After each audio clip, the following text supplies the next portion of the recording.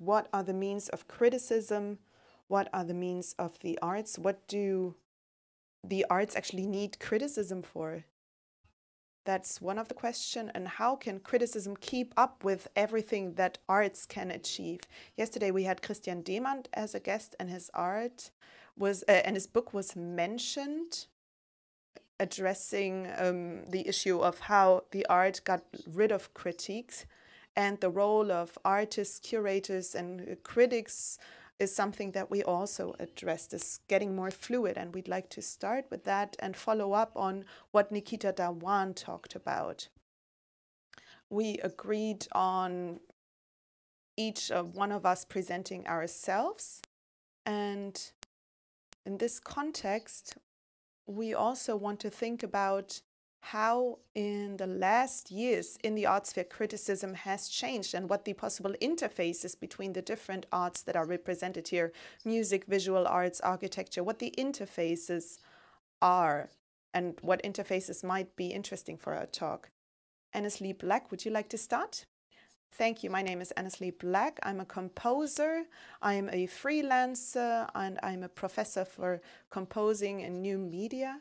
I compose concert music mainly, but also in context with new media, new concert situations. And I live in Frankfurt. My name is Wilfried Wang. I live and work in Berlin. I'm an architect. I'm a critic of architecture. I'm also a professor at a university. I curated different exhibitions at the German Museum of Architecture in Frankfurt in the late 90s. And I published various books. I wrote critical texts, and I actually regret some of them by now. And the others probably weren't as effective as they should have been. My name is Arnold Dreyblatt. I'm an artist. I'm also a composer. I worked in different media outlets. I also worked as a university lecturer. All of us are also involved with the Akademie der Künste, and at the moment I'm deputy director of the section of visual arts. Well, maybe Annesley would like to start. Maybe you want to dwell a little bit on how you observe the current situation in music criticism that might vary a little bit from the other art critiques. How do you understand the situation? Well, I think in many sections or in many fields of art, criticism of arts, but also in music, at the moment, I would say, doesn't have a lot of space, a lot of room if you observe it. So, first of all, music journalists very often simply don't have a lot of space to write about certain concerts or festivals. And then criticism or critiques usually are limited to just a few reviews on certain concerts or plays. And there are very few who write about the general aspects, the political background, the structures in music. So there are very few examples of that where you can actually report on these topics. And sometimes I don't know whether that has to do with the fact that we are scared of issuing this type of criticism, or whether it's simply not accepted. I was surprised, especially when it comes to texts in Musiktexte. It's a journal for contemporary music in German, and there was a report on the Donauescher Musiktage. First of all, you know, there was the report on the concert, and at the end, Reino Nonnemann, the journalist, also addressed the correlations between the foundation that was behind it and the festival. So the correlations, the cooperation between the two. And I thought that was really interesting to also, read the report, the review of the concert. And I don't remember all of the details, but the criticism regarding the structure, that is something that I will keep in mind, that I will take away. And for me, that has more of an impact. So to what extent does music criticism involve critical thinking? I think I think that's what you also try to say. Yes, critical thinking in music criticism. I mean, you could also turn it around and say how much critical thinking is possible within music itself. When Schönberg composed his work, it was also an attack on bourgeois structures. When he redefined the language of music, that was also a social attack, really. And nowadays, when you invent and develop a new musical language or a new material in the 60s, Lammert, for example, that was also an attack on bourgeoisie, on the bourgeois culture. And nowadays, when you invent a new language, then I would doubt that it would have the same effect. It's simply not a social criticism anymore. It's simply not possible anymore. And that's why I think music journalists and critics have problems, have difficulties to report on it, because it's simply difficult to develop a piece of music that involves social criticism. Very often, nowadays, it has to do with the structures that aren't part of the music, so text-based, image-based. It is very difficult to have a report on a concert that criticizes or that focuses on the critique on society. If there's no link between the external images, texts, and the musical structure behind it, if that isn't questioned. I think that brings us to Wilfried Lang, who organized a conference on criticism in architecture, and the question there was really addressing the buildings themselves. Maybe you want to talk a little bit about that? Well, one could maybe start by contextualizing architectural criticism by looking at the developments of the last decades and by observing to what extent this has developed from a print medium towards different other formats. And in principle, just like in other art sections, a certain center was lost. Now one could have the impression that there are very few critical texts on architecture. That's the one thing, and that was one of the reasons for us to organize this conference, because the websites that present Architecture Arch Daily and others are a sort of platform where you can buy your own space as an architect. The more you pay, the more visible you are on the homepage, and that is sort of an advertisement measure, not as much criticism. There are no critical texts on these websites.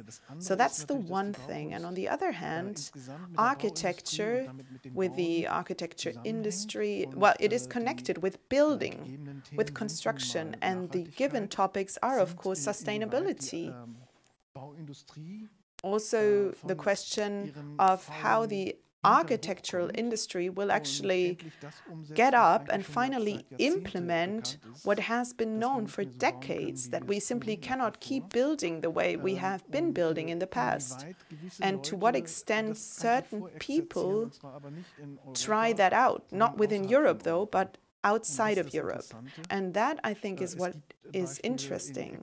There are examples in Ecuador, many young architects who, outside of these professional structures, work for very little money, so bottom up, one could say, who build schools, for example, for communities and municipalities that only have $120 to spend on material.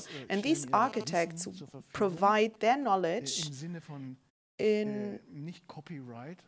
not in the spirit of copyright, but by saying, okay, we have the right to copy that knowledge. It is important to pass on knowledge in order to make sure that the world gets a better place, also in terms of construction and architecture. And that's a completely new way of acting. But of course, our older colleagues criticize this. They're very outspoken about that. And that's obvious because the foundation of our profession is questioned. And by that, I want to say that there's a very broad shift within the way of how we write criticism, and also when it comes to how individual critical architects implement those ideas. So there is a fragmentation taking place, really. And what happens in Germany and in the West,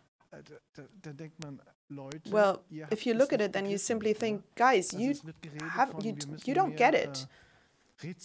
We hear about, okay, we need more recycling, and what happens? The material, the construction material that in some of our regions makes up for 40–50% of the total weight is simply put into streets. So it's not recycling in the sense of using the material on the same level. It's more of a downcycling process. And if we keep working like that, then we are not going to add to this transition in all fields.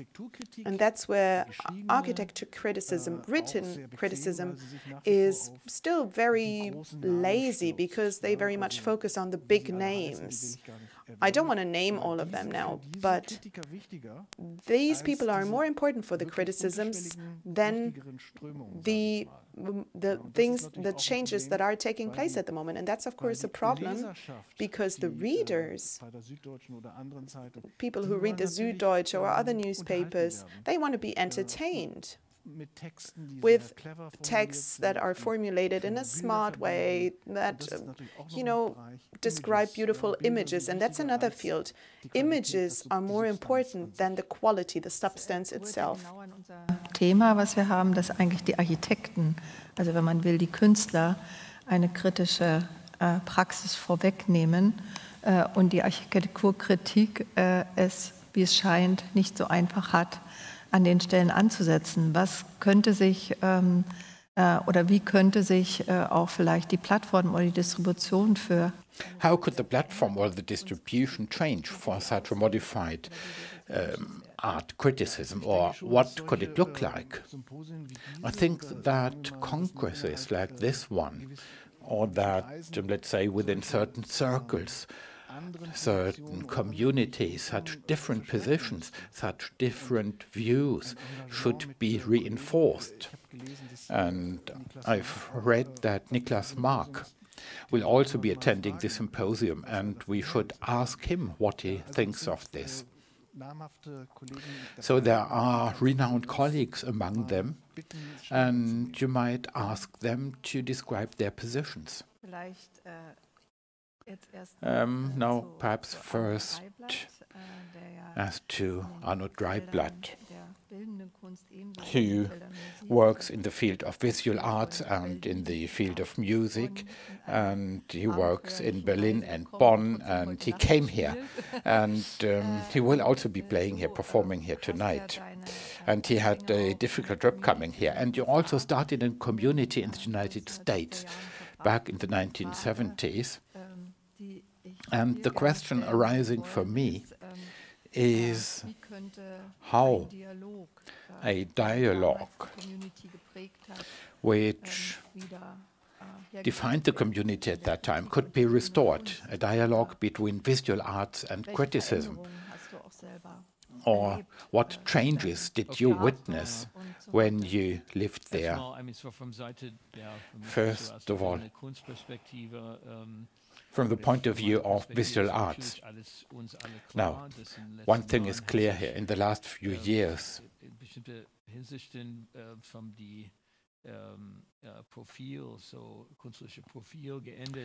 artistic profiles have changed, or at least several areas have changed. There is critics in theory and practice, activists who also write about art or make music, and so they see this as the practice of art. This is going on, but there is still some opposition that is between design areas or applied areas, practical areas, and high art. And there is also opposition to, I hate the word, but the interdisciplinary work. But I think that we should try to remember what the origin or the reason for this meeting here is. Because we could also have discussions about visual art with Kolja Reichert for several months and years. And it starts with the disappearance of a certain type of traditional or European or North American art criticism. And we are now occupying ourselves with the body of work, a biography, and also the historic context.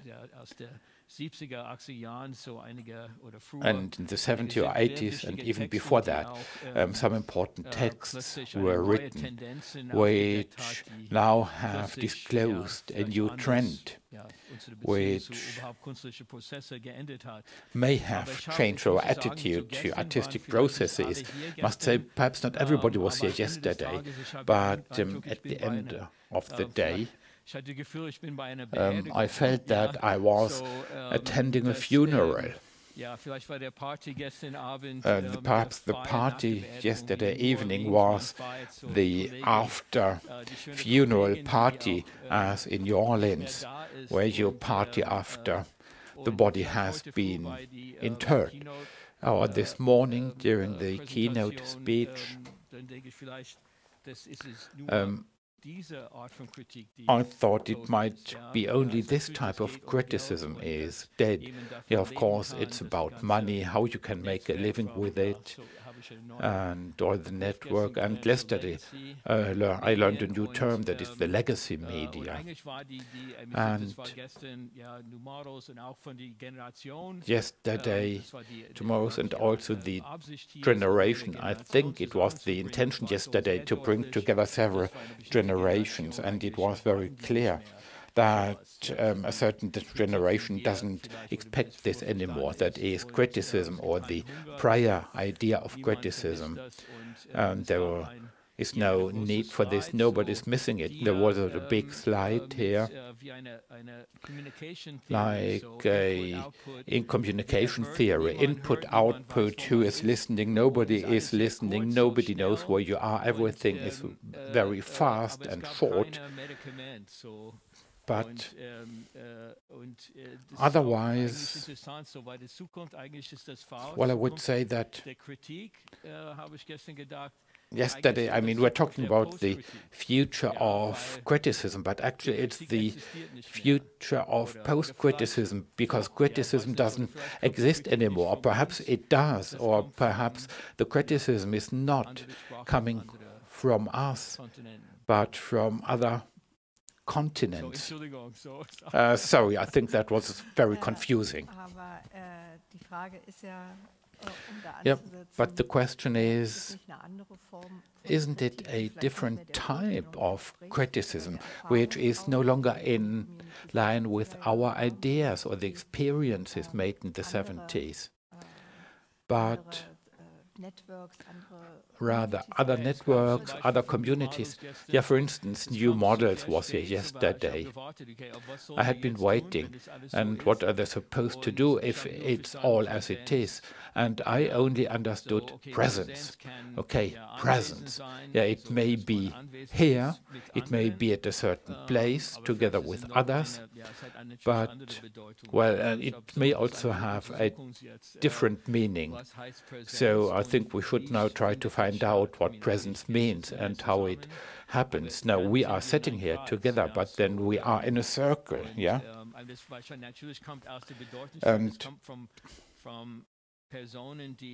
And this is coming from persons who are active only in digital media, and then there is also a need for presence and smaller networks and some sort of activism. But I'm not convinced, yeah? Yeah, yeah. Fair enough, but well, it might be a semantic problem. Critique. I mean, there is a certain idea or definition of critique, and actually, Angela, you asked me before, when we talked about this panel, you asked me what art would be able to do, or what the means of art are. I mean, we have critical thinking. Art may be critical, so that's why I said this. Anyway, these categories, art or artistic practice, it's no longer as it used to be. So I may be a curator, I may be an author, I may make critical statements. Art as such may be critical. But it's another question whether anybody would listen. I don't know. I don't know whether that's an answer to your question.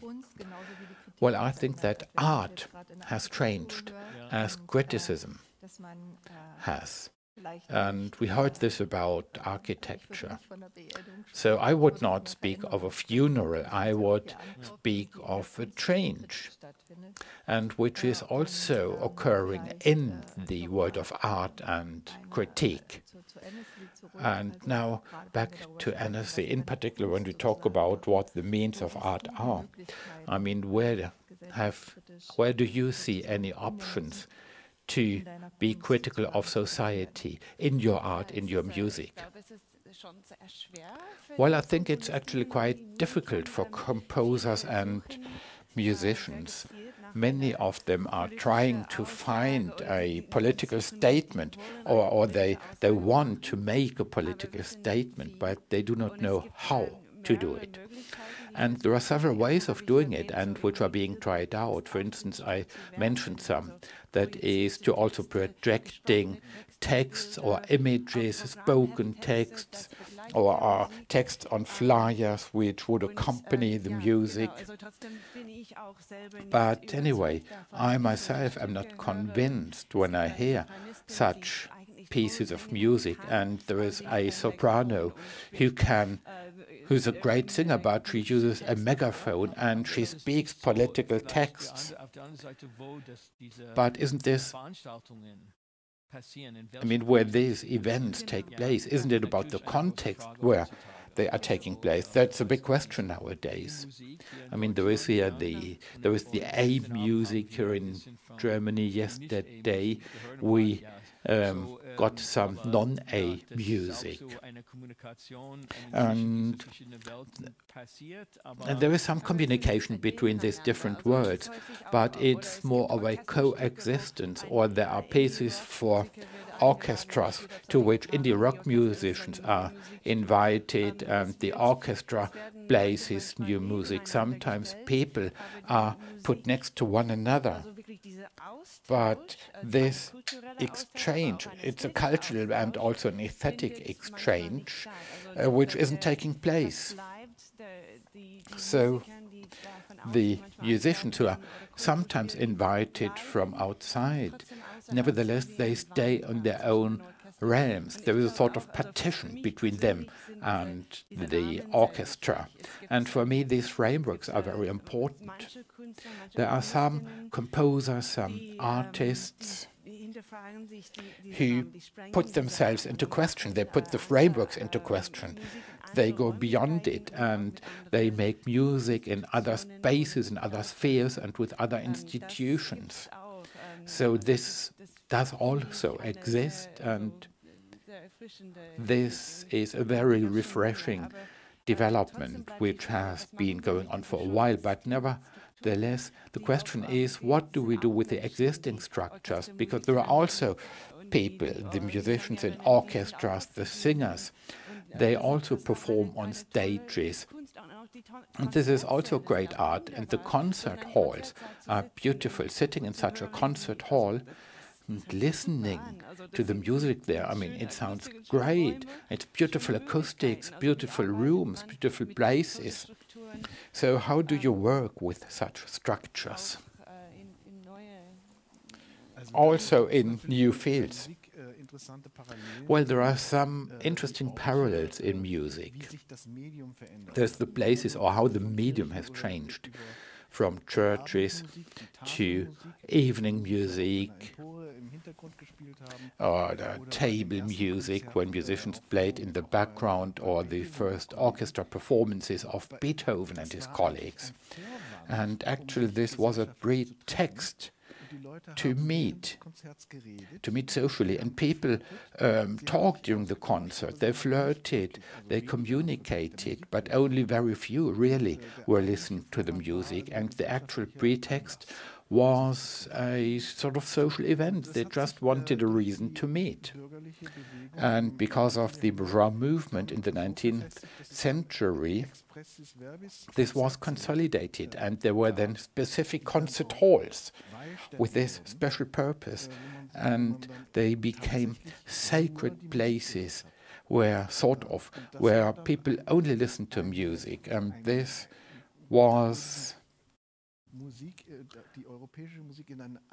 where the European music was sort of enabled. It became a reputed profession, and it used to be different. Before, they were just employees of some king's court. And now this is being liquidated again. And I do believe that there are situations where not only concert halls, but theater, cinemas, all this is being torn down. And we are talking about the crisis of the retail industry because, as a result of digitization and the internet, other media have become established. And this is a profound change, a revolution, which will also change how criticism is put across, and it's undermining this even. There's an internet which is absolutely flat, and anybody may post something, an image, a picture, a video, some music composition, a building. You can do it at home, but who will look at this? And before, there were these individual centralized media, be it built media like concert halls and theaters, or books or magazines, newspapers. All this is disappearing. I'd rather speak of a synchronicity of different things, and or of links, a connection. That is what you have been describing. That is how the perception of music has changed. And perhaps we are returning to another form.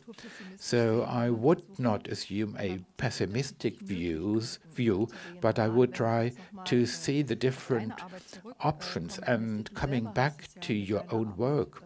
That is, you also tried this with your own work.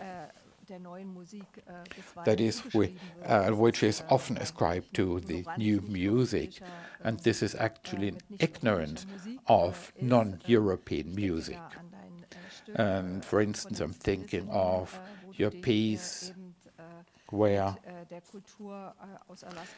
you engage with the culture of Alaska, that is the American North. You were born in Canada. But when you look at the complex colonial exchange of the listening music, when you use this for your composition and to open this, I would also call it a critical practice. Yeah, it was very important and difficult for me to write this piece of music. The new music, yeah, sometimes it's actually enclosed in itself, as you described. And sometimes it's difficult to establish a link to A and U music. And with this project, this project was very difficult and important to me. That is to establish a link or contact with a culture which doesn't need me or our music and the European music and culture. Yeah, they do not need us. They have their own culture, their own music. And this is also at risk now.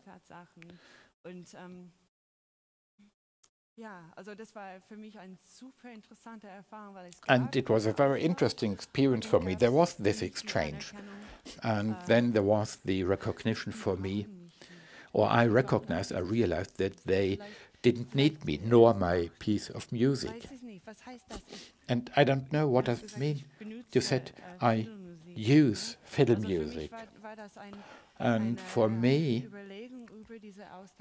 it was a thinking process about this exchange, and thinking about the exchange in Canada between white Europeans and the indigenous people, that is, who were there first, and how the fiddle music developed in the north of Canada. And well, what came to mind was not always positive, and I felt this. When you say they do not need the music, but perhaps we need this engagement with the music to engage with them. So that's an important impetus. This is also part of your history, of your biography. That is, you want to translate all this into music. Yeah, it's a sort of a story which I'm trying to tell about my own experience as an artist. Aussage über diese Gesellschaft auch, es ist eher über meine eigene Erfahrung. But it's not a statement about this society or community, but rather a statement about my artistic experience. Oh, I think this is very interesting. That is, to what extent the arts can form a certain vanguard at a specific place, and they are being respected internationally, and to what extent in other areas of the world other things are happening which are even beyond our control, and to what extent the so-called centers are willing to look around outside these centers and to assess, to evaluate what is produced elsewhere. And my experience was, during my travels in Latin America, that first of all, the local people were amazed that people from the northern hemisphere traveled to the south. And secondly, they were amazed that I didn't arrive, or that I didn't look at this from our European or northern perspective, or that we define the canon here, and everything which doesn't fit in is not recognized in our perspective. But I was interested what was happening there at the local level, and whether it was related to the societies, the structures, the needs. And I was always amazed that people there had a large variety of buildings which were often better than what happens in the northern hemisphere. And I think this exchange is very important and beneficial for everybody, for us who are oversaturated and those who have only limited resources, but nevertheless they can produce architectural works of art.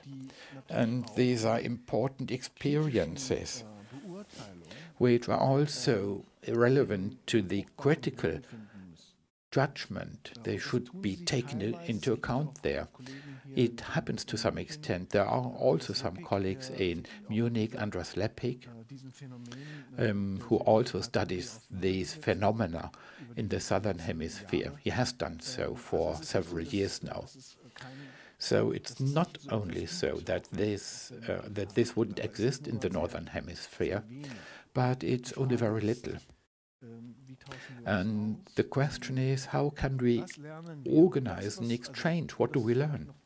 And well, just to add to this, what we can learn from Latin American countries is the smart use of local traditions and local resources, local materials to develop their own architecture. Not just traditional buildings, but really how they also face up to the modern challenges with their traditional resources. And this is an example, a paradigm of the North, because, as I said, we are oversaturated and we don't bother dealing with local traditions, local materials. Everything is being imported, is mixed, and then we apply some paint and then it's finished. And Nick Bawat said, well, you must first live there to talk about it. And this is actually the model which you used at the model. That is, you did not actually sort of organize and design it from America, but you intentionally talked to many architectural critics from several countries in order to develop a concept for this conference. And to then also to organize, to promote this exchange. And now perhaps a question for Arnold.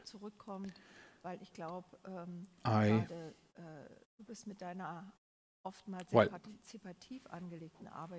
your work is often very participatory in the field of visual art, and you have always embodied a change of the notion of art in your own work, and you just try to describe this.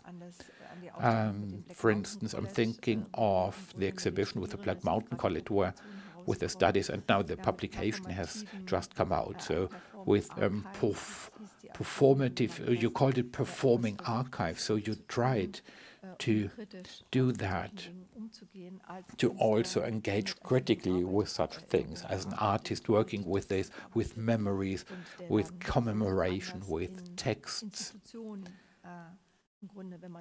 And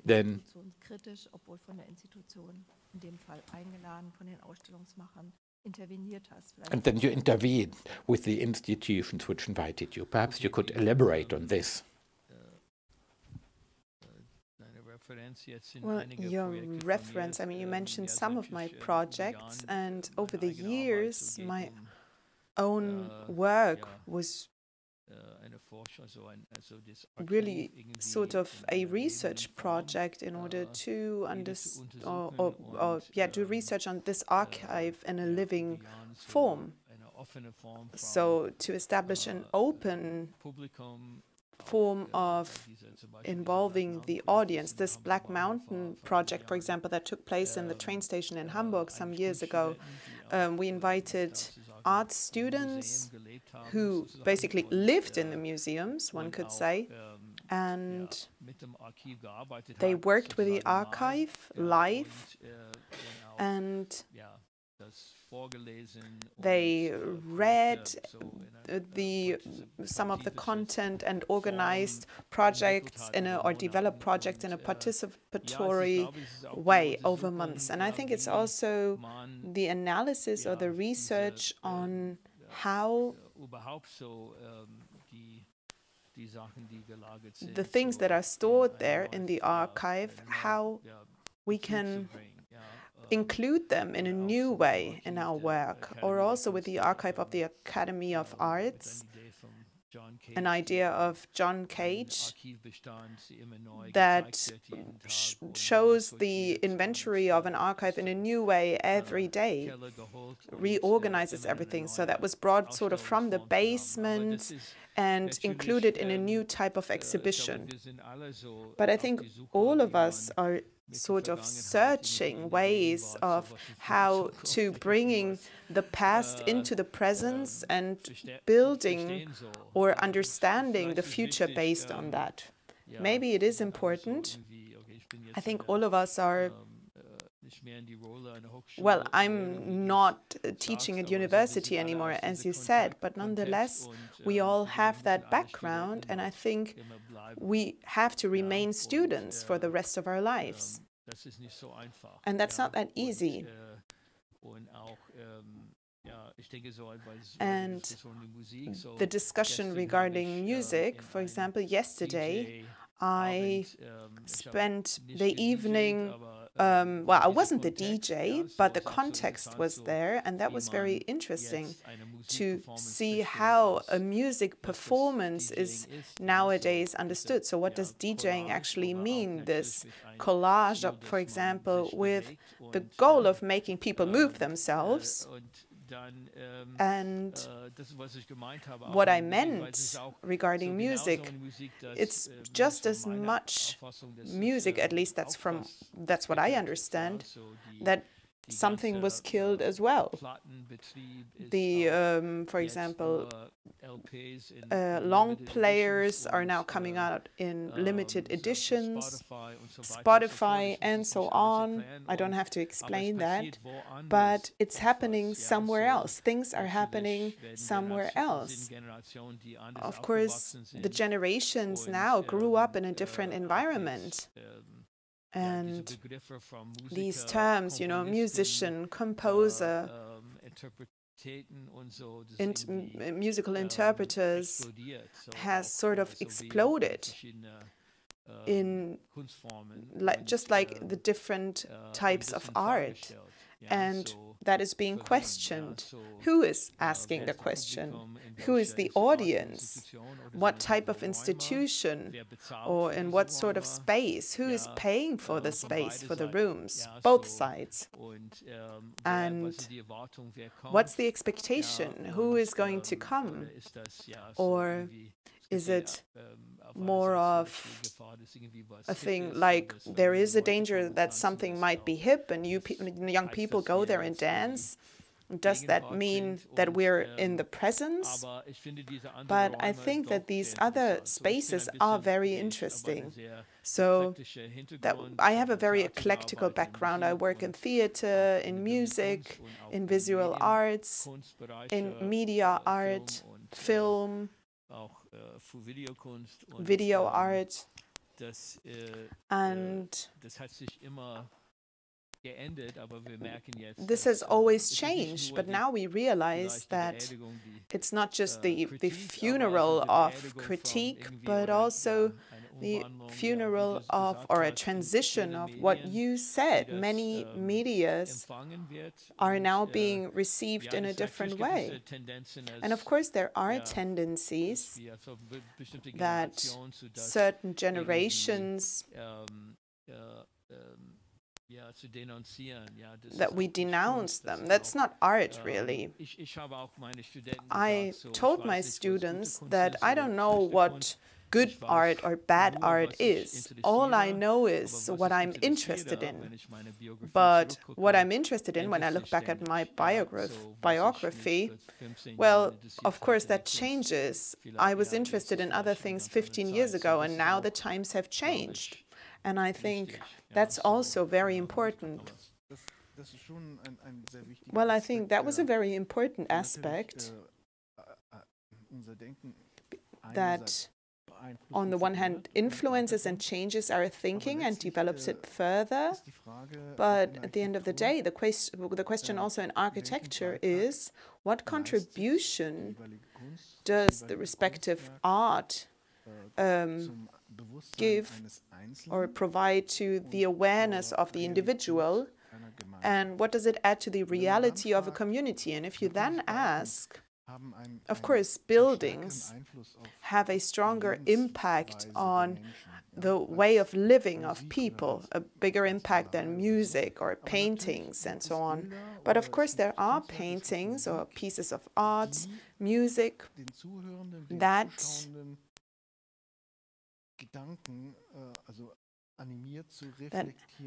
animates the viewer, the listener to reflect, to think about his or her own existence, their life. And I think this raising awareness or the educational approach of art, I think, is one of the significant aspects for the fact that we produce art. Because we can, of course, and this excludes certain architects, because if they build a single-family villa for a multimillionaire, then that has nothing to do with changing awareness. But if you build a cemetery and then think of a new way of organizing funerals, what does that mean? Is death the end of something, or is it part of a cycle? And how do we display that in architecture? Then that might be an indicator for those who grieve, who then go there and say, oh, this is interesting. I see the chapel, I see a little forest. I am sad that my friend has passed away, but nonetheless, I do see that life goes on. And if architecture achieves that, to change the way how we perceive things, you know, without taking drugs, then I think that is on all of us. And then, of course, the question of whether criticism understands what we do and communicates it. Well, I think the framework where we observe things in, I think that framework is very important. You know, these architectonical spaces to visit a cemetery, but also to create a framework where we say, okay, it's the funeral for criticism. We created a framework in order to observe the death of criticism. Well, we're still alive and we have to keep living. But I think for artwork itself, the framework is extremely important. And I think the internet hasn't kept its promises. It's not that flat hierarchy. We had the same thing with Twitter. When Twitter displays artwork or issues political statements, the framework becomes more important. And concert halls, LPs, retailers, yes, they're disappearing. I have difficulties with that, because I think the internet is a very difficult place to stay in. It's a difficult place to really think about things and to experience art. I don't know. Maybe looking towards the future. One last question for each one of you. Wilfried, would you say that buildings, architecture, that is a criticism, or would you say that architecture criticism communicates that? Well, of course, as we said before, of course, every artwork, if it's part of a discourse, is also a criticism of the former artworks, and whether that is implicit, that's a different question. There is a designer, Eileen Gray. She created a building and she wrote a text about that building together with her partner, and in that text they basically criticize the foundation of modern arts, but her building is a modern building, and with her design she tried to create something more sensitive, more human, and she achieved that. And many have understood that. Le Corbusier, for example, he was jealous. But how we medialize that artwork, that is the question. And unfortunately, it has been oppressed. That's a different question. Question on how an artwork, if one building is seen as important but doesn't get the same attention as another building, then, you know, both of them are unique, but one of them is being described by hundreds of critics, it's being praised, and the other building, well, is hardly known by anyone. And that sort of is forgotten about in the story, in the history of architecture. That's a problem. And if then those circles are being amplified because Le Corbusier is architect of the 20th century, the architect of the 20th century is still seen as the most important architect, then it is difficult to leave that canonization. And that's also the responsibility of criticism, to address this issue and to say, okay, let us now please focus on this other artwork, and let's not always focus on the same thing. And that's a huge task, because we have gotten used to this way of thinking. Maybe these new platforms that we mentioned, maybe they are a good means to do that, in order to also get to know or find out about other communities and other things. Getting back to you, you yourself said that the internet hasn't kept its promises. That's what I understood regarding criticism. But nonetheless, you work with things that are connected to these digital technologies, or that have developed based on these technologies. I think of your piece with the endoscope camera, where you tried to see what an endoscope camera can do, what a flute cannot do, and the other way around. So you actually use these media technology in your artwork. Well,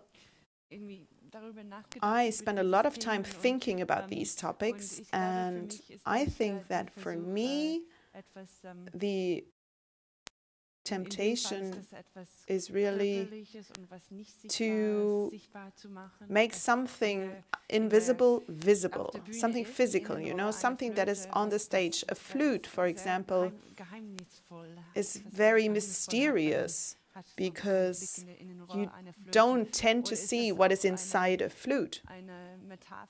And it might also be a metaphor for mysterious places and lives, mysteries that we can find out about using the internet. All of a sudden we get a glimpse of this mysterious world. So it might be a metaphor for that, or it might be us trying to get hold of something physical that we cannot hold on to, the breath of the flutist that then has an impact on the surroundings. So simultaneously, you know, the lack of the physical aspects of this media, to bring that on the stage and make it present, that is sort of the difficulty when it comes to working with social media, with these new medias. I'm very critical of the new medias. I still have a very old phone. I don't have a smartphone, so I'm very critical when it comes to technology. But for me, it is fascinating, this whole world. And at the same time, my approach is very critical regarding this media. And maybe coming to the end, Arnold, your monument, the Blacklist, in Munich at the Königsplatz, in context of an increase in anti-Semitism and all these conflicts, it was the right symbol at the right place. So, is utopia still a part of art in order for criticism to have a utopian impact? Well, I think we're running out of time, but maybe if we remember what Benjamin said, that art can be a future, and art has to have utopian potential, so that criticism can bring this potential into the future. And the synchronicity of the different media that, despite the terms that we heard today, like funeral, cemetery, the changes that are taking place, I think that's a process of synchronicity and the possibility of exchange that we have here with our companions. Thank you very much. Thank you.